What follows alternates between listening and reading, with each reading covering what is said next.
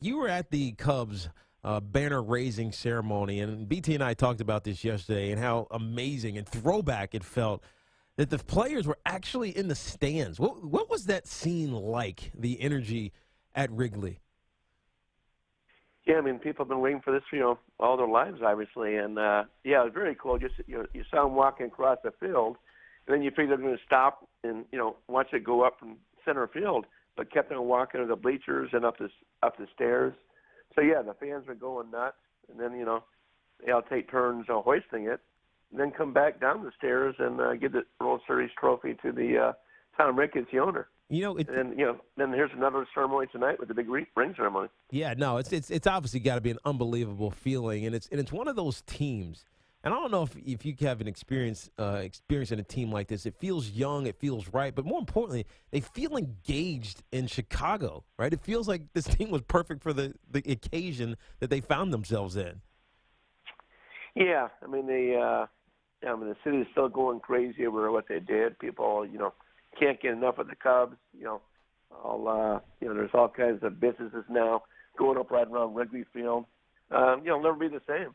Probably, I would think they sell out just about every game this season. Yeah, no, that's obviously got to be great for the city of Chicago, I have them. Not that I know enough about baseball to pick them, but I have them repeat just because I think it's a great story. Bob Nightengale, USA Today MLB writer.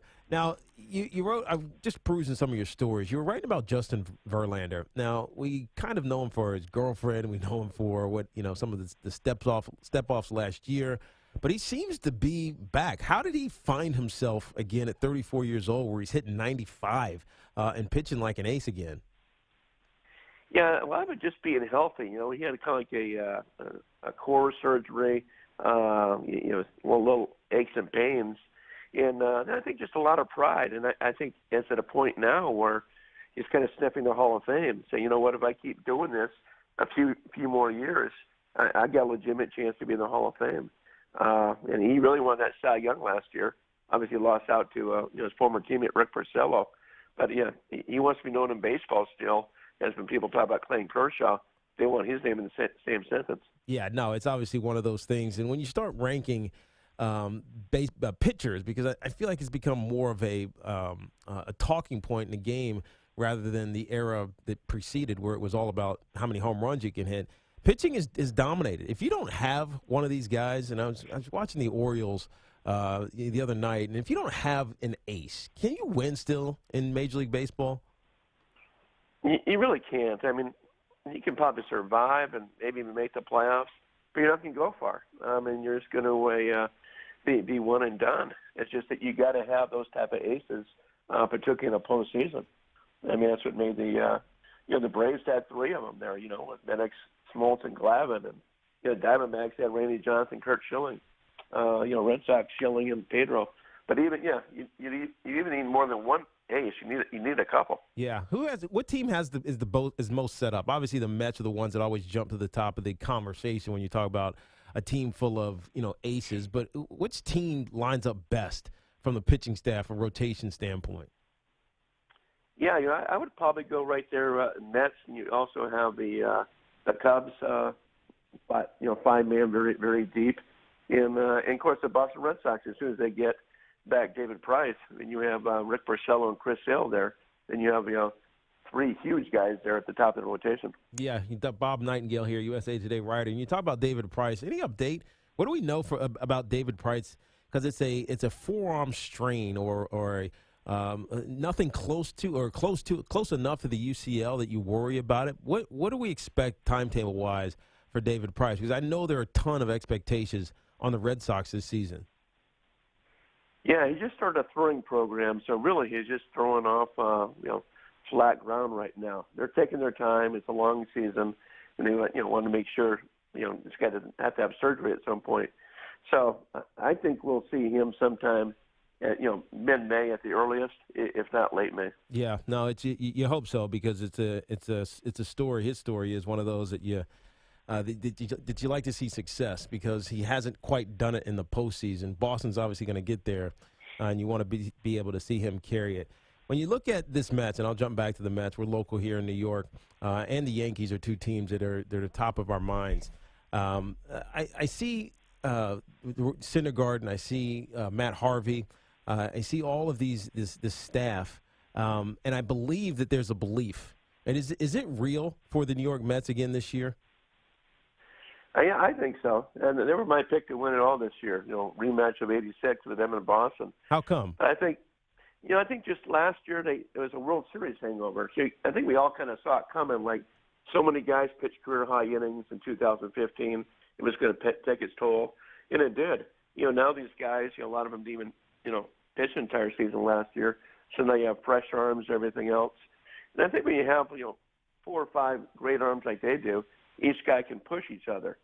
And I thought it was great they didn't trade Jay Bruce, because he'd be a much better player this year. Now he's more comfortable, not just thrown into in New York like he was a year ago, coming from Cincinnati. Again, Cespedes back.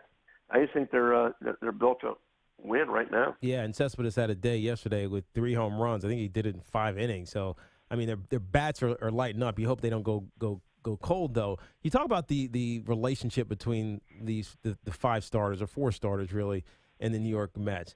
I mean, it sounds nice to say, oh, yeah, they push each other. They're all kind of still under control. Do you ever see that becoming an issue? Like one guy finally gets paid out or whatever it may be, and it affects everybody else. You see that becoming an issue? It works now, but do you see it becoming an issue down the line, maybe in a couple of years? Well, yeah, I mean, I can see where, some guy gets the big money and say, hey, how come you're not taking care of me? Some jealousies creep in. Some guys, got better stature in the organization or maybe loved by the media more than the other guys. So I think that's human nature. And at some point, the same thing's going to happen with the Cubs with all these young players. It's like you can't keep everybody. Yeah. So the Mets are going to have to pick and choose, too, like, okay, who we want to be around. And who we can let leave as a free agent. Yeah, it creates an urgency to win now, like to get it done before you expire those controllable contracts. Bob Nightengale from USA Today here talking a little bit baseball. Let's jump over to the Yankees for a second. We saw Masahiro Tanaka's first outing, which was just bad all the way around, knocked around in that opening game, and then they followed it up with CeCe. And I know CeCe pretty well, and I know that he's had struggles over the last couple of years, but he seems to be their best pitcher this season. They can't win if CeCe's their number 1, can they? No. I mean, he was the number 1, a great ace for a while, but he's no longer that guy. And the Yankees are rebuilding. I mean, they're not going to be in the playoff hunt this year. Just too young of a team. Mm-hmm. And I think the same thing's going to happen next year.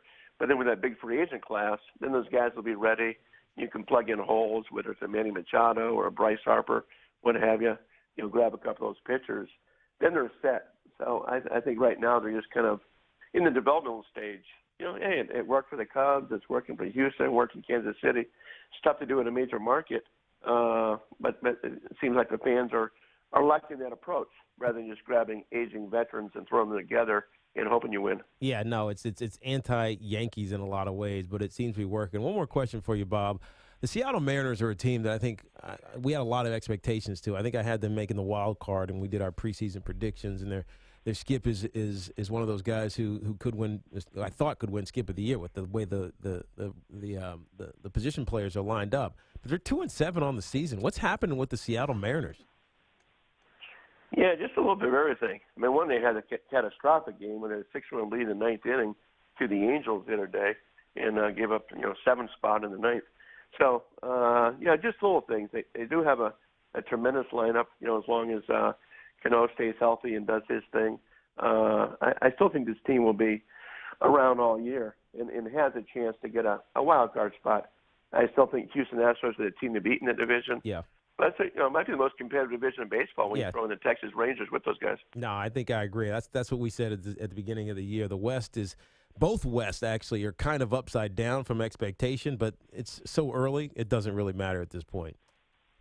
Yeah, that's the beauty about baseball. There's never any flukes. It's just too long of a season for someone to, surprise everybody like, okay, what are they doing? They're not this good.